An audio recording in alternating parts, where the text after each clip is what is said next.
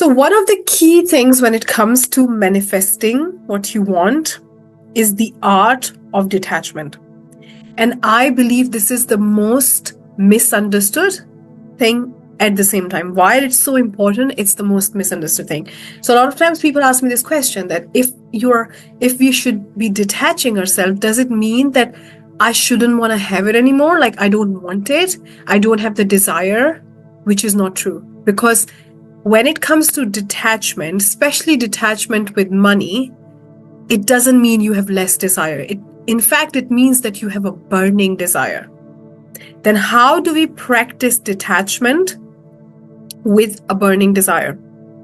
And it is a very specific frequency that we really want to understand. But before I dive into that frequency, one thing that I really want to establish is that money always responds to your frequency. Money is responding to your frequency all the time. So right now, you have a money frequency which is reflected in your bank account every single month. You are vibrating naturally in that money frequency. And at a higher level, that money frequency is what you attract in your bank account. Now, if you really want to go deeper in that, what it means is if I ask you, how much are you expecting to receive? Like as your habitual, like if you have a job, you will say this amount, or if you have a business, you will say on average, or maybe you're expecting a bit more. But what you can easily conceive, what you can just like, what you can really get behind, what is normal for you, it's your current money frequency. Then the question is, how do we increase your money frequency while practicing detachment? So I want it, like I would love to have it, but I'm detached. Like it's a very interesting thing. So in order to understand that, what we want to understand is that when we start manifesting some money, or when we start playing, in the quantum, what I see with 90% of the people, including I have been there so many times, that you will start receiving money, and then for some reason, if the money didn't come, your energy would drop. And then the question is money dictating your energy, or are you actually creating from within? But the moment, like I see with so many people, like the moment their sales drop, they're like, I don't know what happened. Like, I don't know. I don't know what I'm doing wrong. I want to. So it's like there is a bit of a part in them, which is where money is dictating their frequency. But the great part / problem is money is responding to your frequency. So if you really want to understand, imagine like you are catching somebody. Imagine like, when we were little, we used to play these games, like we would catch somebody, we would chase somebody, and you and the other person who you're chasing is now going in circles. So you are running after them, and they're running, but it's all going in circles. So when you start doing that, eventually you'll forget who is chasing whom, like who is catching whom, because you're going in circle. So that person is behind you and you are behind that person. So it's like, it's the same confusion. It's like, it feels like I'm chasing money, but actually money is responding to my frequency. So when I see money and my frequency goes down, and then money responds to that. So it's a bit of a like, how do I hold that frequency? How do I really hold my frequency when in the outside I see a contrast, or in the outside all of a sudden the flow of money is changing? It's what I've seen is, especially for entrepreneurs or even other people, it's the hardest thing to do. And the question is why it is so hard. Because what starts to happen is, subconsciously we start to connect our frequency to the fact that, okay, I'm receiving this much money. Okay, I'm having more money. I've seen it so many times with people that they will manifest a really big cash month, and then the next question will be, how I'm going to do it next month? How will this money come again? So it's like almost we break that chain, how the money was created. But the problem is that money is responding to your frequency. So when you're spending money, if you're feeling like, oh my God, I'm spending so much money, I shouldn't be spending so much money, money is responding to that. If you are if the flow of money reduces, or you haven't still seen the money in the outside, your frequency goes down, money is responding to that. So money is always asking you, where do you want me to go? Literally saying, where do you want me to go? And when we say to ourselves, I'm spending a lot of money, oh, look, money's not coming, we are literally giving it a direction. Now you can say to me that, okay, that is great, but how do I hold on to that frequency? Detachment, how do I do that? So I'm going to share with you a really powerful tool that I've started to use, which massively helps me with detachment. So before that, I want to give you a breakthrough. What I realized was, this is mind-boggling when I realized that what we actually do and where this attachment is coming from in the first place. We all have enough money to survive, right? We have food on our table, we have roof on our head, we have clothes, we have internet. That's why you're sitting here, because you have internet. We have all those things. Now, what we do with money is, and this doesn't stop even sometimes when people become multi-millionaires, all they start to do is, or all what we start to do is, as we receive more money and as we become more abundant, our standard of feeling enough goes up. So what I realized with myself was, when I started this business, I was like, if I attract 10K, I'll be over the moon. And then I raised my standard to 20K. Then I raised my standard to 30K. And then what I started to realize was that the more I raised my standard, if any less money came from below that standard, I would start to feel lack. But is it really lack? So can you see, like, it's like, okay, so if somebody's 100K, that's their normal. The moment they'll get 95, they're in lack. Is 95K a month lack? No. But we are so attached to 100K. Why? Because I always get 100K. So if I've seen people, I've literally studied, read, watched interviews of people who are billionaires, and they attract multi-million a month. And the moment money slows down a little bit versus billion, they feel lack. So what the breakthrough that is, that as you receive more money, you just increase your threshold, and any money below that threshold is lack. Why? So if you have set yourself a new frequency, and if you don't see the money matching that frequency, any money below that amount is lack. So if somebody has set a new frequency of billions of dollars, because that's where they have got to, and now the money yet in their physical is not matching that frequency, for them it's lack. And the other thing what I realized was, I thought that when I get to this level of money, I will never feel lack. But I was so disappointed, because having so much money still made me feel lack. So when somebody asked for a refund because they couldn't join the course, they had a problem, they had a personal problem, something happened in their family, or maybe they, and I felt lack.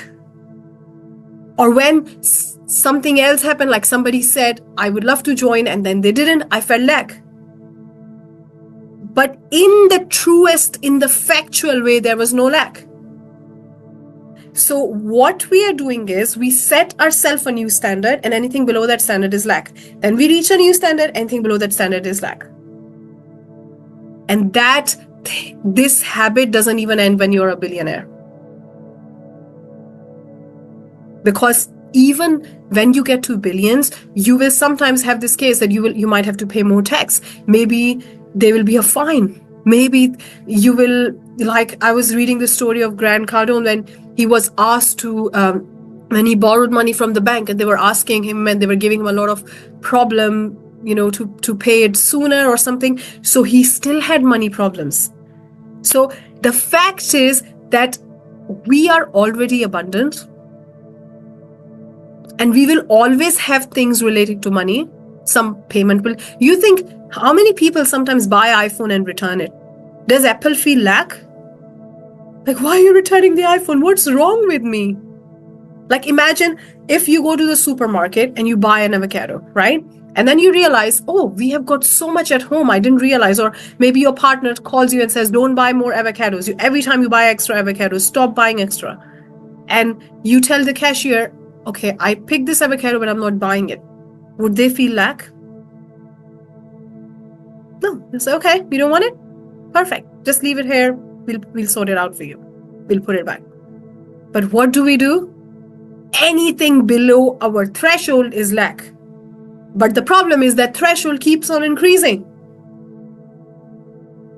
However, in the truest definition of lack and not enough, what is not enough? Let's really talk about it. Not enough is when you cannot eat, when you don't have clothes to wear, when you don't have a house. Like, that is not enough. So when do we decide it's enough?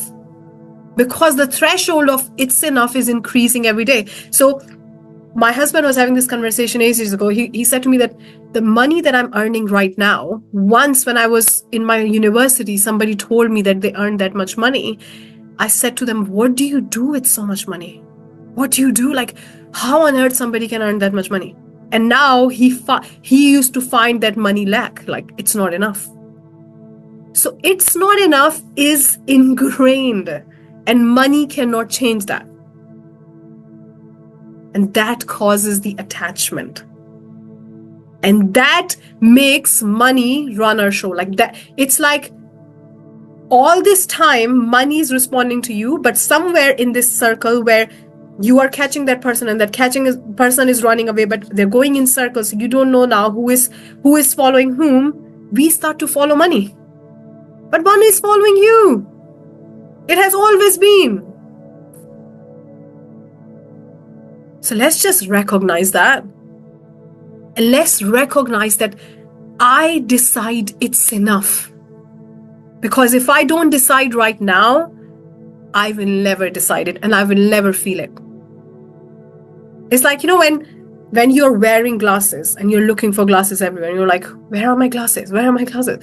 They're within you, like they're on you right now. Just look at it. So you carry the feeling of enoughness right now, and you're waiting for some amount of money to tell you it's enough. But I promise you, even when you get to that point, anything happens below that point, it will be lack. So we are programmed for money to run our show.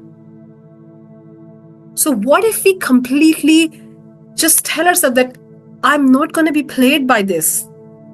I'm not someone who'll be played by money. Like, imagine there is a leaf, okay, which is on the road, and there is like fast wind blowing, and sometimes the wind goes on the left and leaves goes on the left, and then it goes on the right, and then it's going at the front, and it going in all directions. It's like we are played by money like that.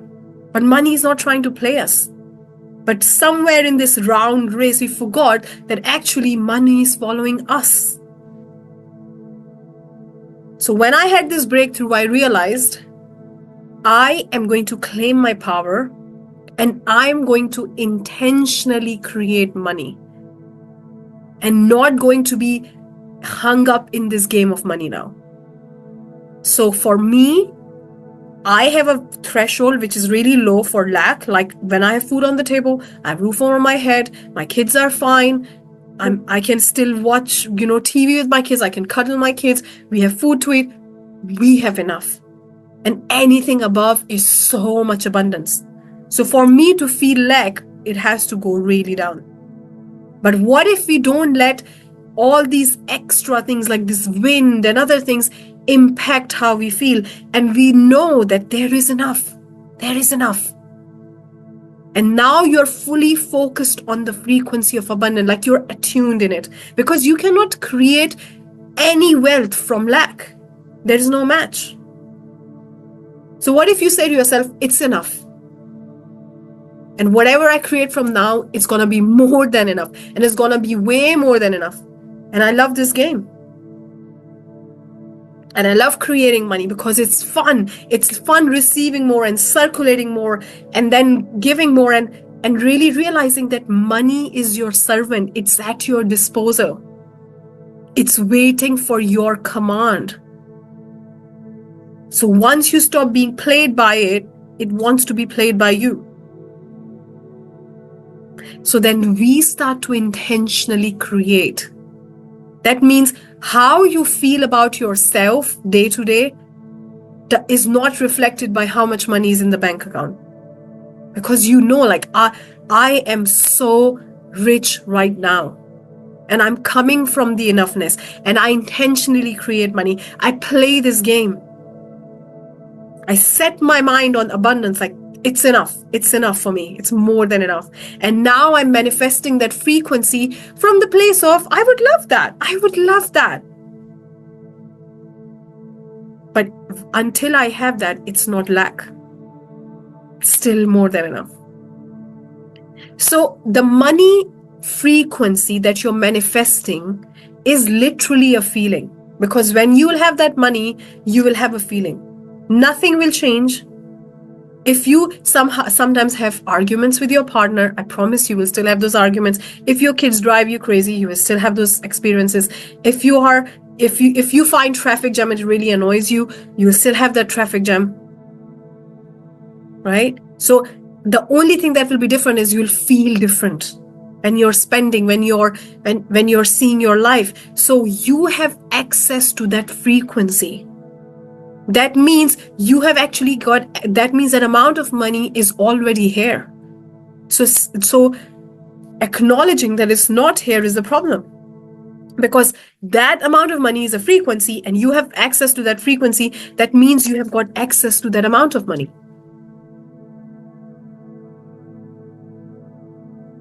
So what if we say, you know what, I would love to play this game with the fact that I don't need any of that because I have enough. But I love the game. And why do you love this game? Why do you want to play this game? Why it is that you want more and more and more? Because you are a God. You are not separate from God. You are God, universe, source, whatever you want to call it, expressing itself right now. So you are not a part of God. Like you are one with that source. There is oneness. And that power is expressing itself in the human experience. So why you want more? You want more because you want to experience and express more. And that is what wanting more is all about. It's not about not enough.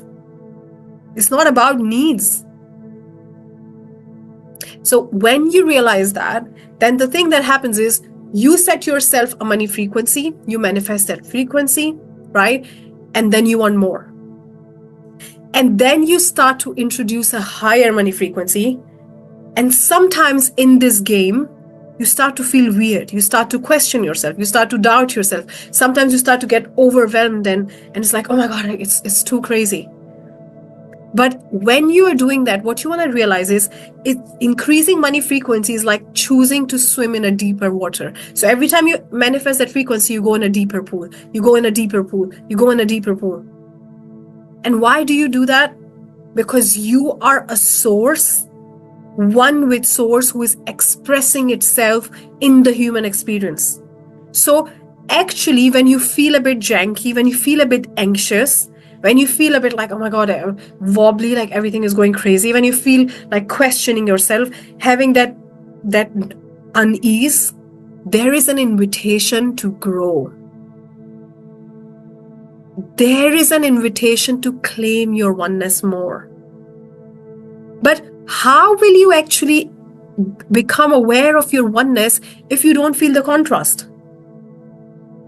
So if we were on the planet where there was always light, there was never dark, how would you know it's light? So why do we feel the contrast? Because every contrast is an invitation to go back in the oneness. So instead of looking at the contrast as like, what is wrong with me? Why do I always feel this way? Why do I feel this way still when I've done this work? And why is this? What you want to understand is you're constantly jumping in the deeper pool. You're giving yourself more frequency. You're going after more.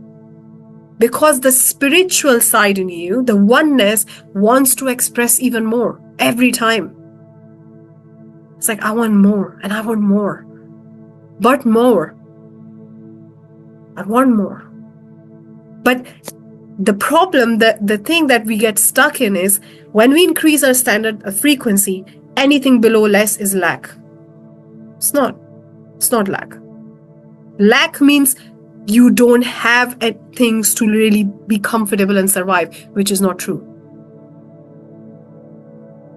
So anything below that is not lack. It's just that you are expanding in that. And when you're going in the deeper pool, of course it's a deeper pool. It's going to feel uncomfortable. It's going to feel janky. Is it not the process of growth? And then whenever you feel that way, there is an invitation to go back in the oneness. But if you didn't come here on this side feeling that way, how would you claim the invitation to go back in the oneness? So this is actually a cycle. You manifest something, you get used to it, that's a new normal. And then you go in the deeper pool and you're like, oh my God, what am I doing with my life? Can I go back in that pool? I don't like it. It's too much for me. And then you accept the invitations of tapping into their oneness, and then you expand. And then you do it again, and you do it again. So the process of feeling a bit janky, the process of having this thing with your energy is so normal. It's the part of the process. It's the part of expansion and growth.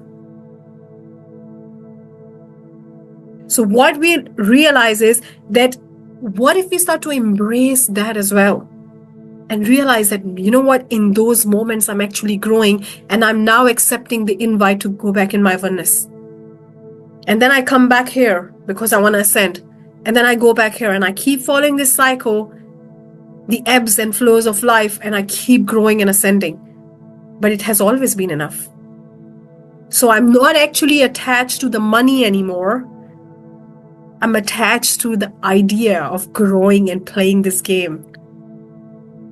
Claiming my oneness. I'm in love with the idea of evolving and growing because there is a part of me which doesn't want to stop.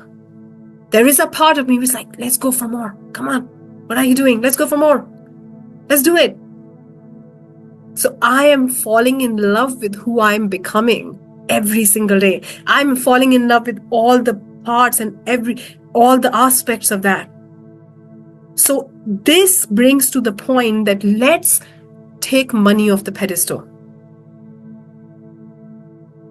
The part of detachment is like, look, we have got thousands of aspects of our life. We have so many things in our relationship with so many people. We have got our health aspects. There's so many things. We have got our like money aspects. What are the things that you have got confidence in that you don't even think about? It could be your health. You're like, I know I'm fine. Like, I'll get up tomorrow. I'll be okay. It could be your relationship with your partner or with somebody else. Like, with your parents, it could be with your children. Like, I'm not constantly thinking and worrying about it. Like, I know it's going to be okay. I know it's fine. So what you have done is you have taken it off the pedestal. You are not worried about gravity.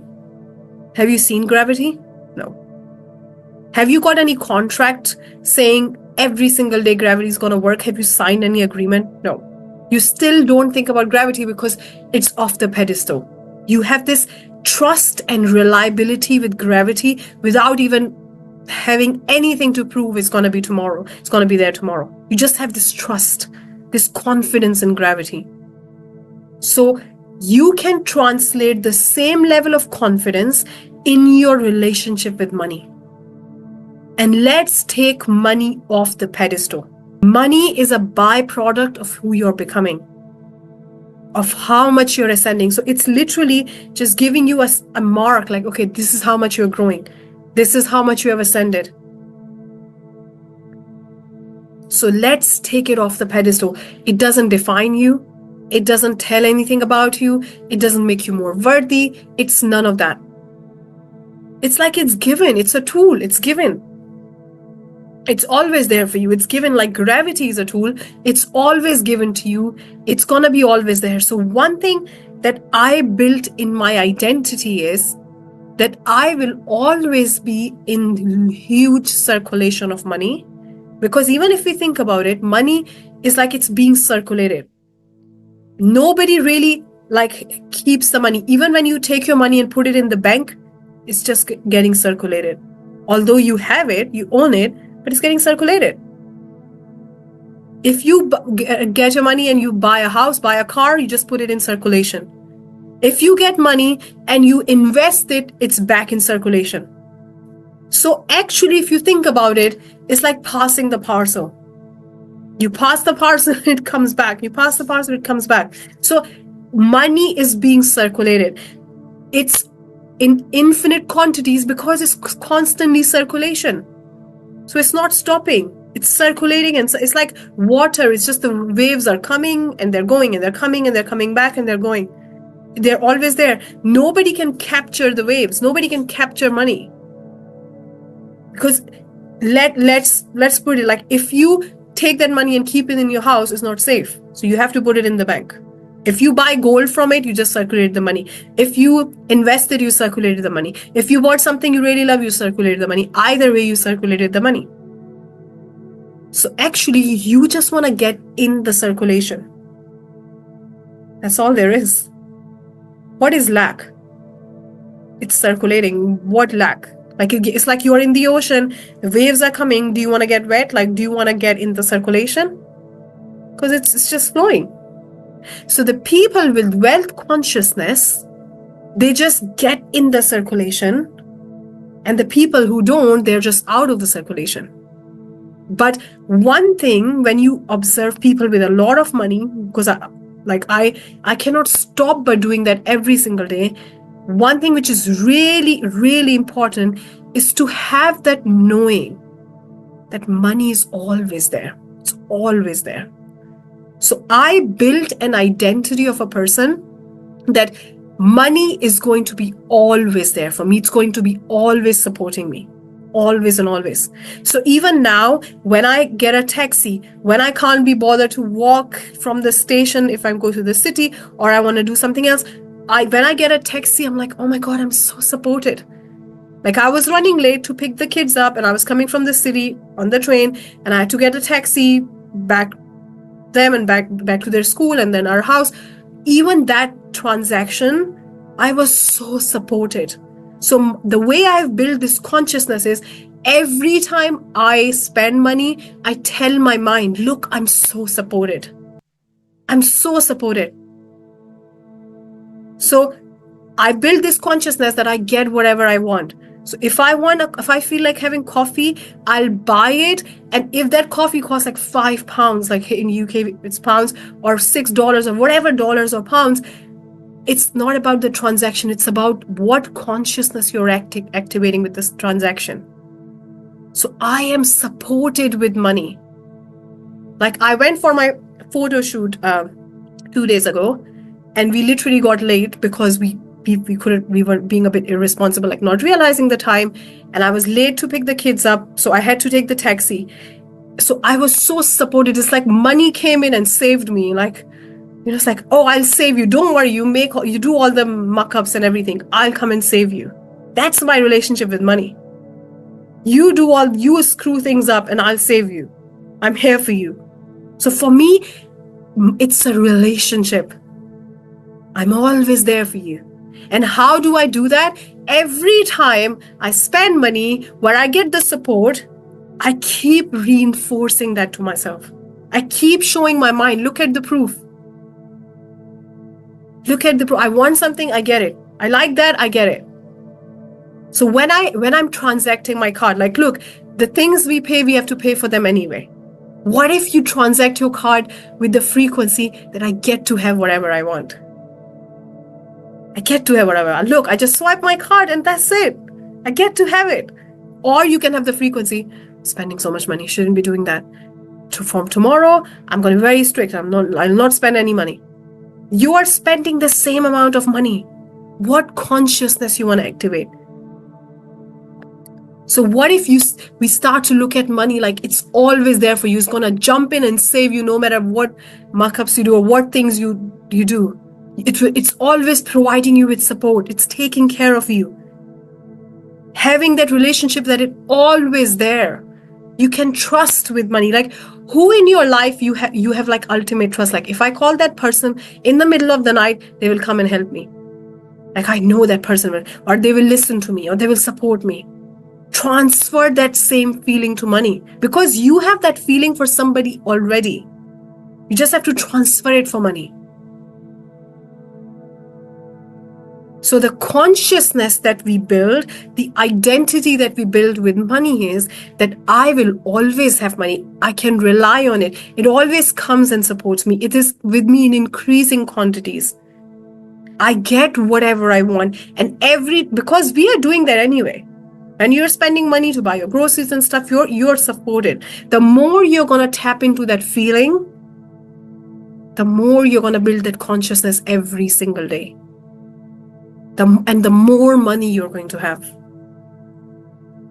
So every time you spend money, just realize you have circulated it. You haven't wasted it. Did you just throw it in the dustbin? No. You gave it to somebody who's going to give it to somebody, who's going to give it to somebody, and then it's going to come back to you. So how is it being wasted? So now a point comes, which a question could be that what if I haven't figured out yet what I'm doing with my life? So how do I get that feeling? Or what if I cannot see the proof in the physical just yet? So when you practice those feelings, what if a voice comes and says, but you haven't done anything yet, or you are not doing enough, or you should be doing this? So let me answer that as well, because I know it comes. Okay? When you start to build that consciousness, you will be nudged to do things. That literally could be go and find out that. Go and watch that training. Go and figure out that. Maybe you start finding like, oh, I like that. I'm interested in that. I want to try that. So instead of saying, I don't want to do anything, or I want to do this, listen to your inner voice. And even without knowing all the steps, follow it. Because when you start to build that consciousness, now your subconscious is guiding you. It's showing you what to do. So when you start to get these nudges, follow them. Maybe you don't know exactly how it's going to end up. Maybe you cannot find any connection. Like you're like, how it's going to help me? Doesn't matter. Your subconscious only gives you live information. It doesn't give you like 10 steps ahead. So this book, Having, which I talked about in the initial sessions, right? The Having book. This lady was in such a lack. She was in her job and she was just constantly feeling lack. It was so much hard work. And she wanted a life where she could spend a lot of time with her son, like a lot of time. But she didn't know what to do. So she started to practice this wealth consciousness, the feeling of having, reinventing her relationship with money, focusing on the fact that there is so much money, focusing on the fact that you get to spend it, like even little things you get to spend it. And then she got an idea to write a book about her change in wealth consciousness. And that book has, I think, more than 18, 19 million copies sold. So she gets to spend time with her son. And if that book had 19 million copies sold, so imagine if that book cost $10, how much money she has attracted. So money is circulating in greatest quantities. You don't have to create it. You don't have to make it. You're not making it. You're just getting in the circulation. It's like, let me get on the ride. Let me get in. I also want to get wet. I want to get the effect of this flow. I want it to pass through me. It's going to flow anyway. It's going to flow all the time. Do you want to get in it or not? So as you start to get nudges, don't let any of your beliefs like, oh, but I don't want to do anything. I don't want to do this, or I don't want to try that. Just follow the nudges. Trust the voice. Like with my subconscious, sometimes I get crazy instructions. Like the other day, I was going to pick my kids up.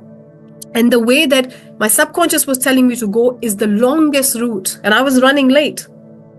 And I just went. And I realized on the other route, there was a huge roadblock. They just closed the whole road.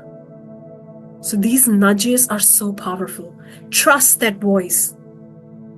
Don't let your conscious kill it. So one thing that Napoleon Hill really emphasized in Think and Grow Rich is that these nudges will feel sometimes foolish and stupid. Your conscious might reject them and say doesn't make any sense. Still do it. Do it anyway. So when you build that consciousness, when you're setting that frequency, there has to be an equivalent action which will happen on autopilot. Because your body, your mind, and your unconscious all connected. So your spiritual side and what your mind can conceive, and then your unconscious, it's all connected.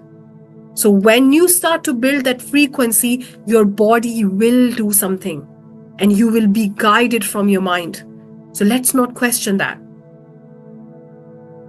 And you will get what you ask. So if you want to work a certain hours, like with that lady, she wanted a lot of time with her kids. She had the only son. She got it. I always saw myself living a life where I can spend more time with my kids. I don't have to go to work. I can attract a lot more money than I was. And exactly what I asked for, I got on my terms. So build that image. And the other thing which is really, really, really important in this whole thing is that you know that this stuff works. This stuff really works. One thing that I realized is that sometimes when you cannot connect the dots, or when things are not going as fast or according to the plan, we start to question it. What am I doing wrong? Why it's taking slow? Why this is happening? Why don't I know? What we don't understand is it's a universal law. It's a law of perpetual transmutation of energy. It has to work. And it works in such a natural and subtle way that when you look back, you realize, oh my God, not too long ago, I used to ask for that. And now I'm living that. And it happened so fast, like how things change. Like you wouldn't be able to actually put your finger on that day everything changed. It's like so subtle and so natural. It's like, when the kids are growing, you cannot tell, today my child grew up by 0.5 centimeter, but I didn't see. You cannot tell, but they're growing. When somebody sees them after a month, they're like, oh, they've grown up so much. That's how manifestation works. It's so subtle. It feels long. It feels like, why it's not happening? So for you, it can be very slow. But when you look back, you're like, ooh, everything has changed. But how? When? When you look back and you realize, I'm exactly living that life. I'm exactly doing those things. I'm exactly having those experiences. I'm exactly attracting that money. But how? It's so natural. It just happens so like in such a natural way. I didn't even feel like one day, boom, there was a huge blast and everything changed. No. It was so natural. So we know and we know and we know that it works. It's perpetual transmutation of energy. Like when you boiled water, it turns into gas. When you boil it more, it turns into ether. And that is your thoughts. Your thoughts are energy, they're matter, they're physical thing. And when you keep focusing on them, they turn into gas like water, and then they turn into solid. What happens by law. So the key thing is you're not waiting, you're watching. You're saying, I'm watching how it's happening. It's interesting. It's exciting. I'm watching like what will happen, and then this will happen, and this will happen, and that, and boom, boom, this, move. So you are watching, and it is inevitable. So those who really understand that it always happens, they're not impacted by these, like this happened and this person said this and it's getting slow and this didn't work out. They don't care. They know it happens. So like when Henry Ford wanted this car with, like he wanted to mass produce that car with 8 like valves or something, like really complex engine, and his engineers told him it's not going to work. He said, if you want your job, keep doing it. For 6 months, nothing happened. And another 6 months, all of a sudden, it happened. So he knew that if I can hold it in my mind, I can have it in my hands. So it always happens.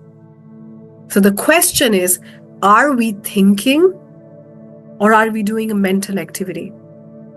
Because mental activity is you are exposed from the outside.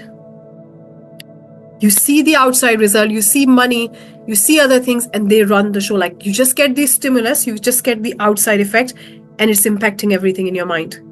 And thinking is you think what you really want to think because you know it works. So nothing stares you away from what you're thinking because you are actually thinking. So Bernard Shaw, who is one of the really well-renowned psychologists, he said that 95% people rather die than think. They rather die than think. 3% people think that they think, and only 2% people actually think. So having this knowing that I have decided that this is who I am, I'm not available for anything else, like this is my truth. So having that image of that person, what is that version of you who is the most abundant? How do they walk? How do they talk? How do they take their card out and pay? What do they think about money? Are you clear on that version? Like, do you exactly know what it feels like, what it looks like? And the more you start to create that version and feed yourself through that version, you're going to become that. So having that knowing that this is who I am, and I'm not going to be played by this money thing, because I forgot that actually money is following me. I wasn't following money. It was following me all this time. So if I get your, like everybody's money paradigm, it's like an art. Like if it's like everybody has a very specific, like fingerprints money paradigm. But all this time, money is following you. So what if you realize that actually I decide, I intentionally create this up and down, and all these things do not impact me. I have this feeling of safety and enoughness within me, because in truest logical terms, it's enough right now and it's safe. Until I create that, keep increasing my threshold, and below that point is unsafe. No. So let's decide today that it's enough. Let's decide today that you're already abundant. Let's decide today that you're rich. And whatever you're creating from here, you don't need it. You would love to have it. It's a preference. It's not a need. And then you say how you play this game. And this is what detachment is. Okay? Does anybody have any questions before we finish? Yes. I have a comment. Yeah. Last time we talked, and then I had a question about what if I don't want to work, but I just want to manifest some money. And I think that was Tuesday. Yeah. And then Wednesday, I got a message, a text from the lottery. I forgot, and I didn't win much, but I got £200. Yay! Yeah. Yay! Oh my God, this is so good. This is so good. Mm-hmm. So I would really tap into the feeling of this. Like look, like money showed up for you, literally out of nowhere. Right. Okay. Yeah. So what if we take the identity now that money is like that? Like, do you have kids or you don't have kids? Yeah. Yeah. You have kids, okay? 30 something. Yeah. Okay. So when your kids were little, and every time they saw you, they were like, they want to come to you. Like, it's like they were, and they're babies, and they would see you and they would just jump on you. Even if somebody else is holding them, they're like, they just see you and that's it. You can't do anything. You can't even go to the toilet. You can't eat. They just what if money is like that for you? Like money sees you and boom, like it's like their child, like attacks you, like, I want to go to this person. I get it. So when you had this feeling for your child, you were like, I know you, wherever you see me, you just chase me down. I know it all. You have this feeling for money, like it just loves you, like it chases you down. Exactly. And you see how then you start to get more and more and more. But at the same time, if you get some nudge and you start to get more, like somebody shows you an opportunity or something, always go for it. Because what I realized was I have got 4 kids underage. Okay, so I have huge restrictions, in terms of attracting money. Like, I cannot go to work. I mean, I can, but I don't want to go to work. I don't want to. I had my specific terms and conditions, and I literally created what I wanted, copy paste. Okay, so whatever you desire, it will work, but never ever say to yourself, I won't do this because it won't be this. You don't know. Even if things don't make sense, go for them, because that's how the things are getting activated for you. And the only thing with subconscious is it doesn't give you the whole thing. It will never do. You will only know the next step. And like literally sometimes when you take the first step, the next step will be like boom, like huge breakthrough. And then you might find something else and you're like, oh my God, this is crazy. So you have to follow every nudge, everything. Okay. And let's really dictate where money is going. We decide. Okay. We claim it. I love that.